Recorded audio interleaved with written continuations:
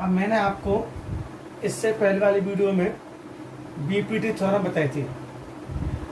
अब BPT theorem बताने के बाद मैं आज आपको उसी की बेस पर एक्सरसाइज 6.2 कराऊंगा।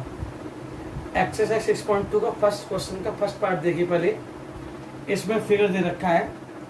उस फिगर में जैसे ये फिगर दे रखा है आपको ट्रायंगल, इसमें एक लाइन है पैरेलल, ये ए बी सी है, ये डी और ई है। क्लियर?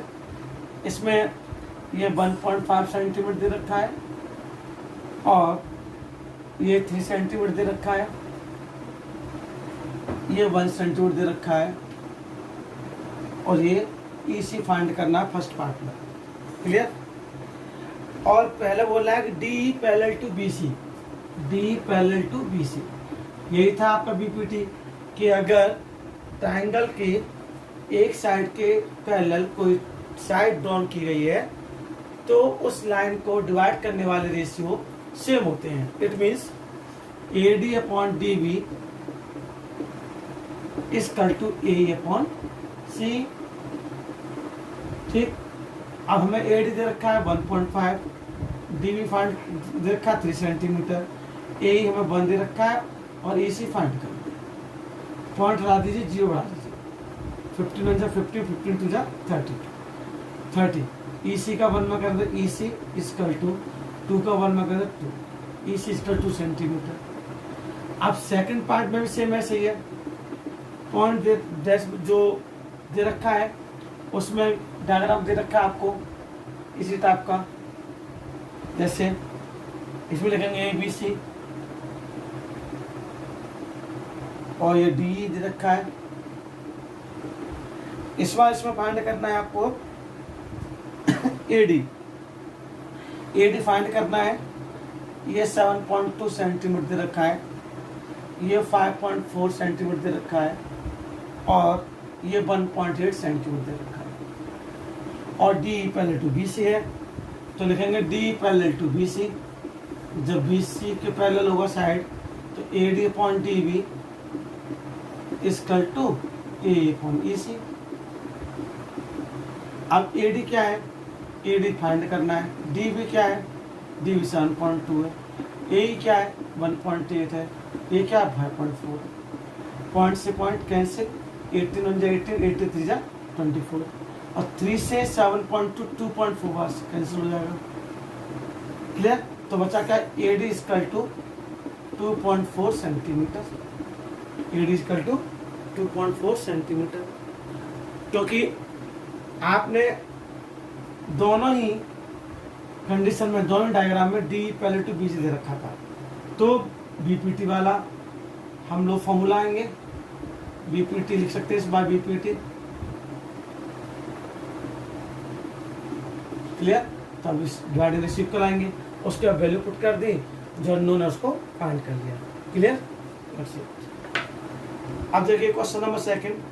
क्वेश्चन नंबर सेकंड में E and F are points on the sides PQ and PR of triangle PQR। Triangle PQR है जिसमें PQ और PR के पर जो पॉइंट है वो E और F है। अगर EF पैरेलल टू QR है, हमें बताना है, चेक करना है कि क्या EF पैरेलल टू QR है। ये कब हुआ, एक साइड दूसरी साइड के पैरेलल कब होती है, जब उनके डिवाइडिंग रेशियो सेम होते हैं। तो सबसे पहले हमें ये फाइंड करना है कि क्या उनके डिवाइडिंग रेशियो इक्वल है या नहीं। ट्रायंगल क्या है, ट्रायंगल PQR है, PQR है। ठीक, और जो लाइन है वो EF, कौन सी है, EF पैरेलल है। अब आपको P फर्स्ट पॉइंट में P दे रखा है कितना, 3.9। क्लियर? E की दे रखा है 3 सेंटीमीटर, PF दे रखा है 3.6 सेंटीमीटर और FR दे रखा है 2.4 सेंटीमीटर। मैंने आपसे पूछा क्या, मैंने ये कहा आपसे उसने कहा क्या ये E F parallel to Q R है? ये कब होंगे? E F parallel Q R तब हुआ बच्चों जब इनके dividing ratio P E upon E Q equal to P F upon F R के इक्वल होगा। तो पहले हम पी अपॉन ई क्यू निकालेंगे। कितना है? 3.9 अपॉन 3 पॉइंट हटा दीजिए, 3 से काट दो 13 अपॉन 10 आ गया। और P F upon F are निकालेंगे। पी एफ कितना है? 3.6, ये कितना है? 2.4, पॉइंट से पॉइंट कैंसिल, 12 3 36, 12 2 22, 3.2 आ गया। तो देखिए अगर हम देखें तो ये दोनों इक्वल नहीं है डिवाइडिंग रेशियो। तो P E upon E Q is not equal to P F upon F R. Clear? Equal नहीं है। So E F is not parallel to Q R. अब सेकंड पार्ट में सेम ऐसे करना है, चेक करना है ऐसे ही। अब देखिए सेकंड पार्ट में जो दे रखा है आपको, P कितना रखा है? 4 सेंटीमीटर और Q कितना रखा है? 4.5 सेंटीमीटर। तो पहले हम P अपॉन Q निकालेंगे। P अपॉन ई क्यू निकालेंगे।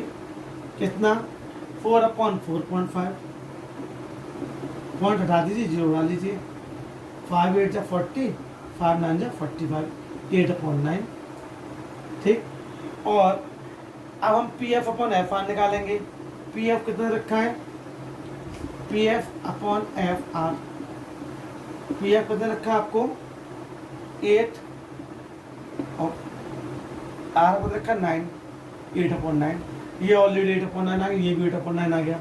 इसमें दोनों ही सेम आ गए।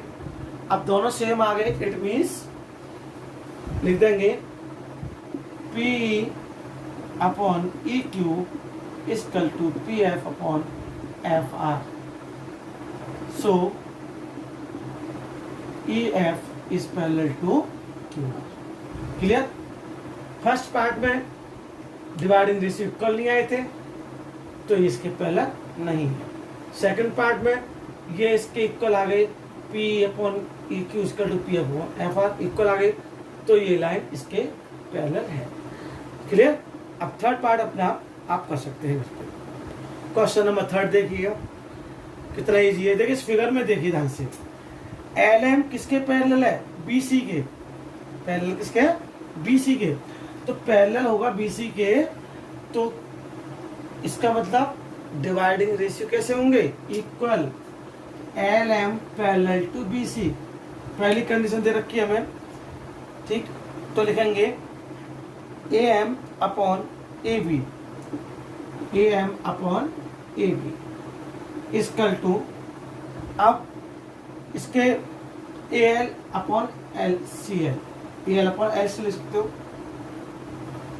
सॉरी ये क्या है? ए है, ए एल अपॉन ए सी, ये बना दो इसको फर्स्ट। क्लियर? अब हमें एल एन सी डी पर रखा है, एल एन सी डी पर दे रखा है, तो इसके इस ट्राइंगल में भी क्या होगा?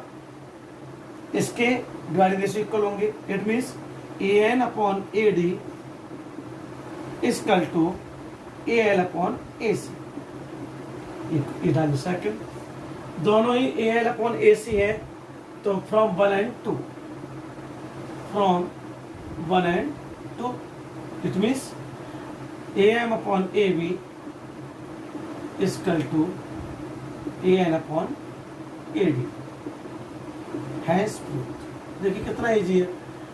आपने जो कंडीशन दे रखी है तो हमने उसके अकॉर्डिंग बीपीटी फॉर्म लगा दिया। क्लियर? ऐसे ही दूसरे पार्ट में लगा दिया और दोनों की same A L upon A सी दोनों को इक्वल कर दिया और ये हमें प्रूव करना था। Hence proof.